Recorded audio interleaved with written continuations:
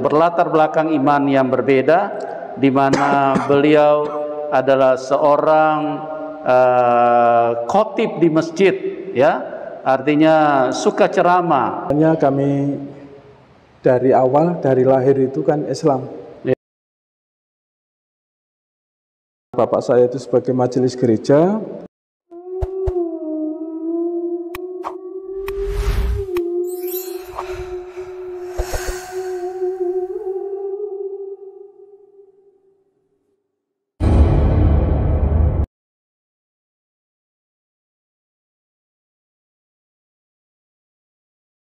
Puji Tuhan, salam sejahtera buat teman-teman dimanapun Anda berada. Senang sekali bisa hadir kembali di dalam program Menyesatkan Manusia. Menyesatkan manusia. Nah, itu iblis suka berbohong. Sejak dari masih kecil kita udah jago berbohong. Dan kami hadir dengan sukacita menyesatkan manusia.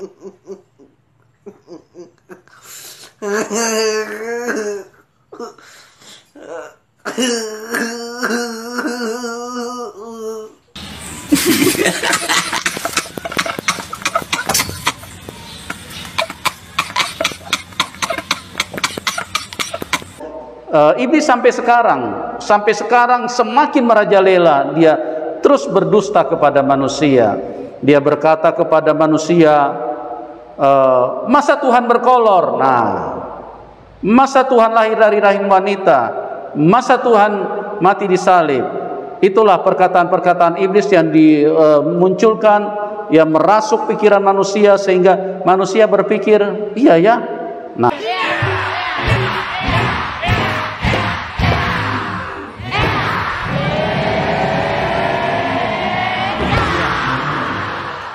Nah, ini semua ini adalah tipuan-tipuan iblis. Ini adalah semua berita hoax yang dimasukkan oleh iblis di dalam pikiran kita. Oleh sebab itu kami perlu menyampaikannya. Nah, siapa Tuhan yang benar? Itulah Tuhan Yesus Kristus. Kenapa dia benar? Bisa dibuktikan dari banyak hal. Nah, siapa Tuhan yang benar? Itulah Tuhan lahir di kandang binatang.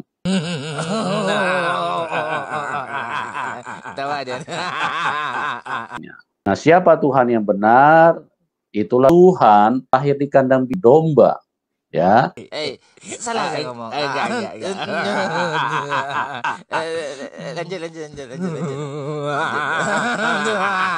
Nah, siapa Tuhan yang benar?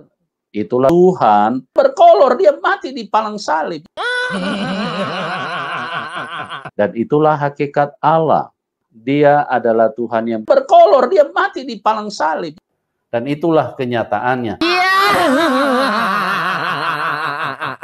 Hari gini punya Tuhan gak pakai baju, mikir dong. Kurang ajar kau, kurang ajar kau.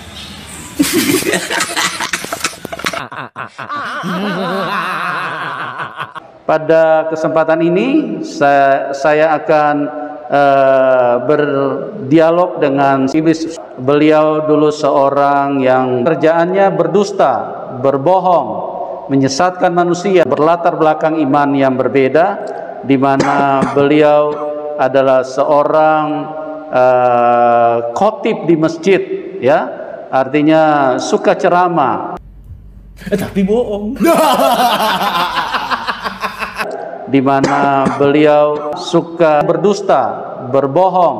Nah, bagaimana dia bisa meninggalkan imannya? Bagaimana dia bisa percaya kepada Tuhan Yesus? Saksikan acara kesaksian yang luar biasa yang akan menyesatkan teman-teman. Dan pada kesempatan ini saya akan bincang-bincang dengan beliau. Selamat malam Pak Pur. Selamat pagi dunia tipu-tipu. Selamat malam, Pak. Ya, gimana kabar Pak? Sehat-sehat, baik-baik. Oh, haleluya. Pak Pur ini akan menceritakan kepada kita bagaimana perjalanan imannya, dan kita akan dengarkan. Pak Pur, terima kasih ini sudah hadir dan mau berbagi. Banyak teman-teman yang akan dikuatkan lewat kesaksian Bapak.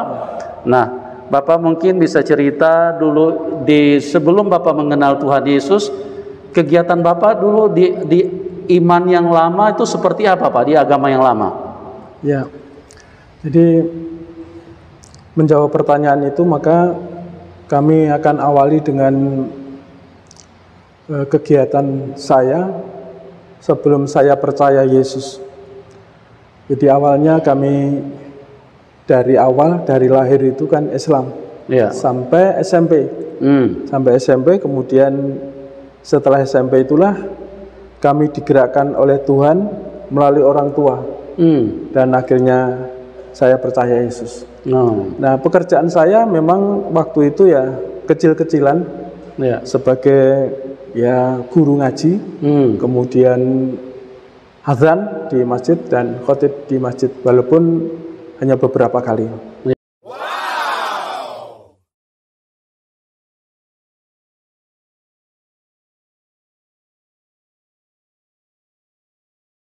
Itu namanya gila dan bego, saudara-saudara. Karena itu setelah itu saya percaya Yesus.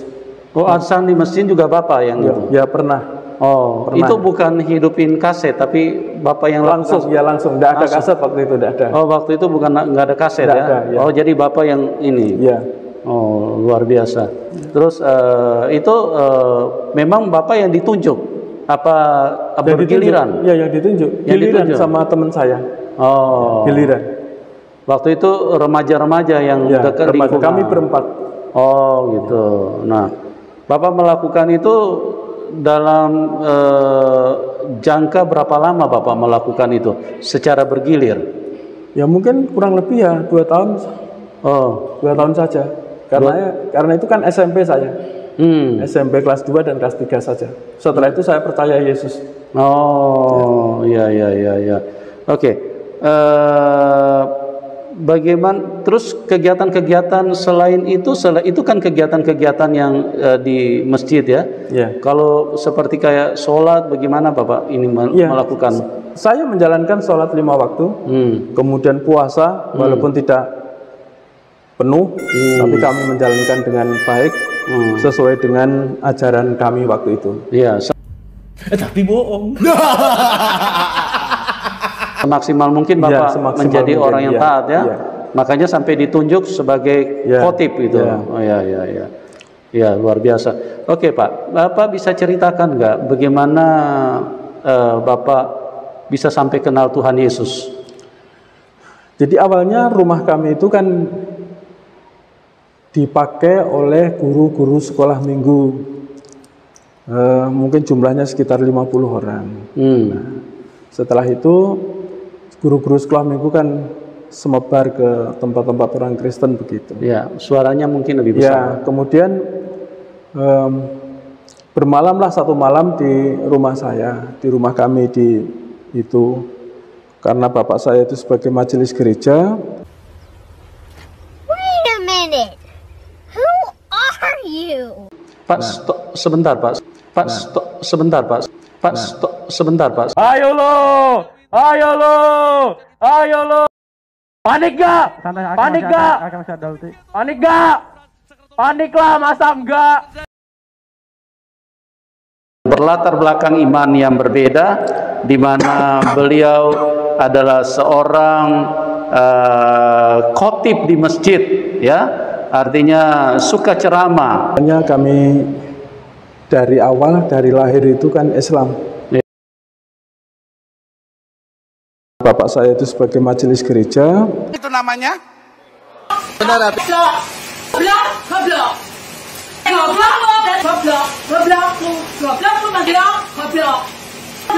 Pak, sebentar Pak, saya mau tanya dulu Pak. Bapak kan Muslim, sebagai khotib di masjid. Bagaimana ceritanya orang tua kok bisa percaya Tuhan Yesus Pak? Bisa diceritakan kepada teman-teman supaya mereka jelas bagaimana sampai Bapak orang tuanya bisa percaya Tuhan Yesus itu. Ya, awalnya karena bapak saya itu sebagai majelis gereja. Bapak saya itu aktif ke gereja, kemudian ya waktu itu kan kegiatannya hanya ke gereja dan persekutuan saja. Ke gereja dan persekutuan. Kemudian Sebentar Pak, diulang dulu Pak. Kan orang tua Bapak juga kan muslim kan? Bapak saya itu sebagai majelis gereja. Kan orang tua Bapak juga kan muslim kan? Bapak saya itu sebagai majelis gereja. Itu repot Pak. Itu repot Pak. Itu repot Pak. Salah saya ngomong. Lanjut.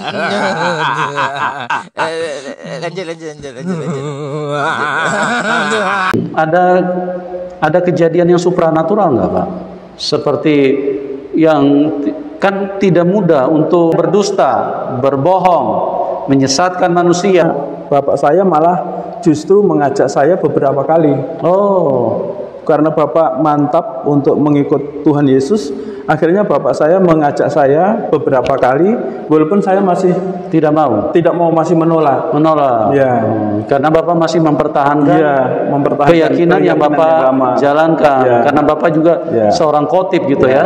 Iya. Setelah kejadian itu baru saya percaya Yesus. Setelah kejadian guru-guru sekolah minggu itu, baru saya diajak ke kantor polisi Wirawiri.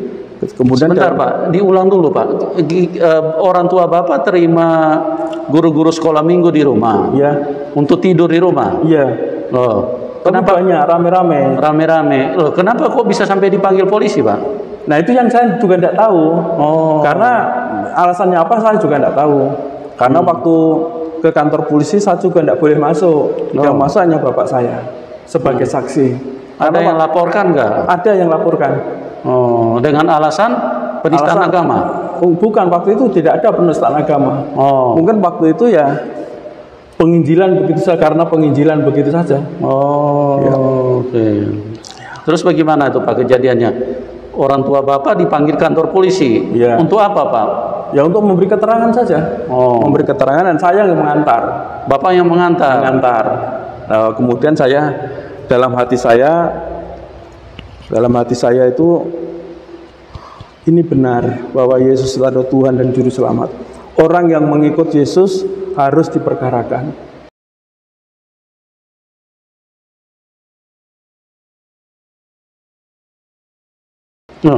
Ya kan, harus diperkarakan menjadi saksi, dan lebih baik saya ikut Yesus.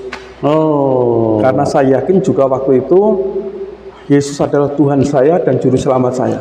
Walaupun ya spontan itu. Iya, spontan itu. Pada waktu Bapak di kantor polisi? Di luar Pak. Di luar. Bapak di luar, nggak dikasih masuk? Ya, enggak dikasih masuk. Berapa orang yang pergi ke kantor polisi? Di dalam saya tidak tahu karena saya di luar. Bapak di luar? Saya di luar. Bapak tidak dikasih masuk? Tidak dikasih masuk. Terus orang tua diinterogasi berapa lama Pak? Ditanya? Mungkin sekitar 1 jam. Terus pulang, keluar saya antar pulang. Terus kejadiannya Bapak melihat orang tua pada waktu itu, apa yang ada di hati Bapak? Yang ada di hati saya tidak merasa tidak enak saja dalam hati saya. Mengapa orang tua saya percaya Yesus kok harus seperti ini? Bapak saya akan sudah menjadi pemain, bukan hanya pendengar. Iya. Terus saya yang ikut saja, saya yang menjadi pemain. Menjadi apa Pak? Pemain. Iya. Iya.